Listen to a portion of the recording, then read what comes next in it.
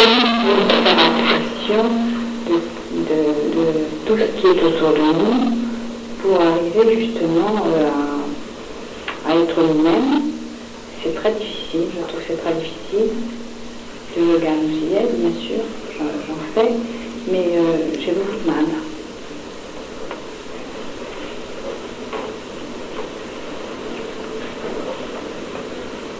Vous voulez faire abstraction de tout? Non, pas de tout ce qui m'embête. Ah voilà. C'est merveilleux. La position, Ça, c'est le cri du cœur. oui, On veut bien faire abstraction de ce qui nous embête. et qui embête les autres également, par contre. Oui. Vous savez, si on fait la totalité du tout, si on met soit les autres, il restera les Il y a une chose qu'il faut dire clairement déjà. On veut faire abstraction, que ce soit ce qui nous embête ou pas, finalement, on divise en deux en fonction de ce qui pourrait nous aider à atteindre une image que nous projetons comme étant l'image idéale et de ce qui nous en empêcherait. Alors on voudrait garder l'un et repousser l'autre. La voie qu'il m'a été donné de découvrir n'est pas une voie au travers de laquelle ou par laquelle on fait abstraction. Au contraire, on fait concrétisation de ce qui nous entoure. On veut faire abstraction de quelque chose qui est déjà complètement abstrait, en fait. Ce qui vous entoure, vous ne le connaissez pas. Vous ne le vivez pas. C'est déjà une abstraction pour vous. Et vous voulez faire abstraction d'une abstraction. Moi, je vous propose de rencontrer ce qui vous entoure. Un être qui, déjà, et ça c'est un grand drame dans la démarche spirituelle, un être qui déjà se divise en divisant le monde, vivra continuellement cette démarche comme un conflit. Et c'est pourquoi vous voyez si souvent cette démarche comme l'occasion de rupture, de séparation. Alors qu'on sent au fond de soi que ça devrait être au contraire l'occasion d'une réconciliation avec les êtres qui nous fréquentent, que nous côtoyons chaque jour, la famille, le conjoint, l'épouse, les enfants.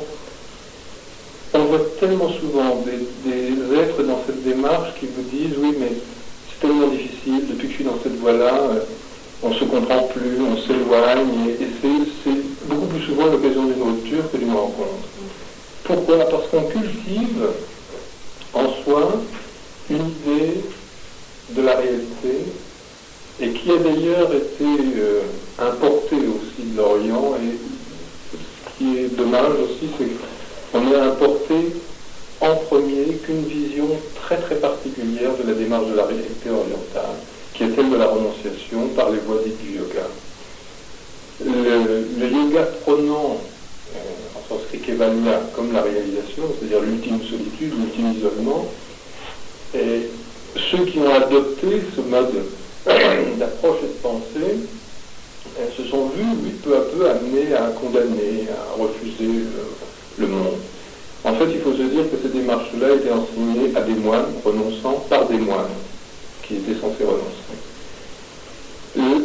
L'enseignement traditionnel, la voie de l'illumination, de l'éveil, ne passe pas que par ce chemin-là.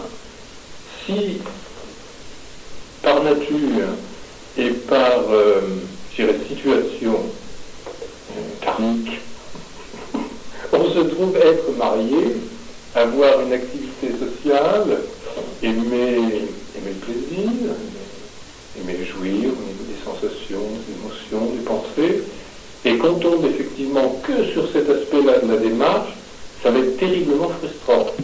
Hein? Et alors, au lieu d'être quelqu'un qui, par une démarche de l'éveil, devient de plus en plus joyeux, épanoui, et qu'il est agréable de fréquenter, on devient quelqu'un de terriblement acariâtre, amer avec les années.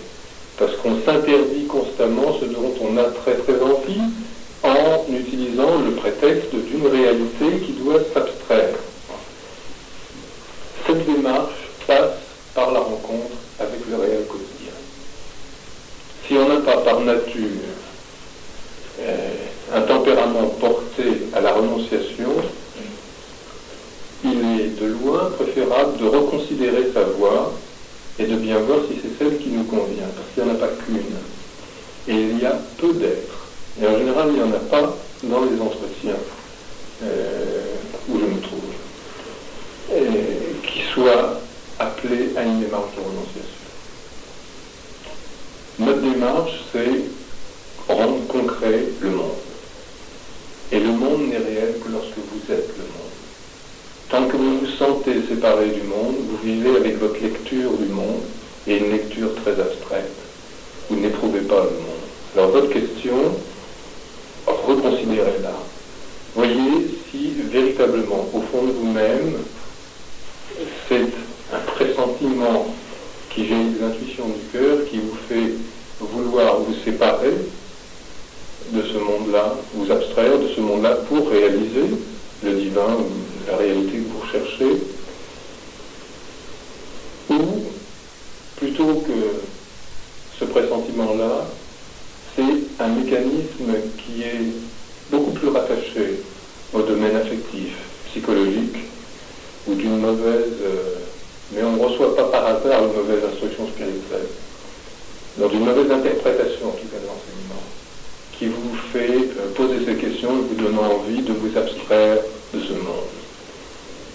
Dieu nous surprend, vous le rêvez, si on est allergique à Dieu. Dieu nous surprend en nous attendant là d'où on essaie de partir.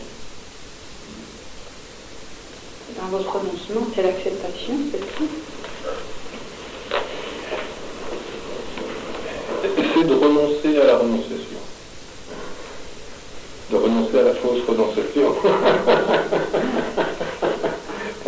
De renoncer au mirage qui vous sert de prétexte pour renoncer.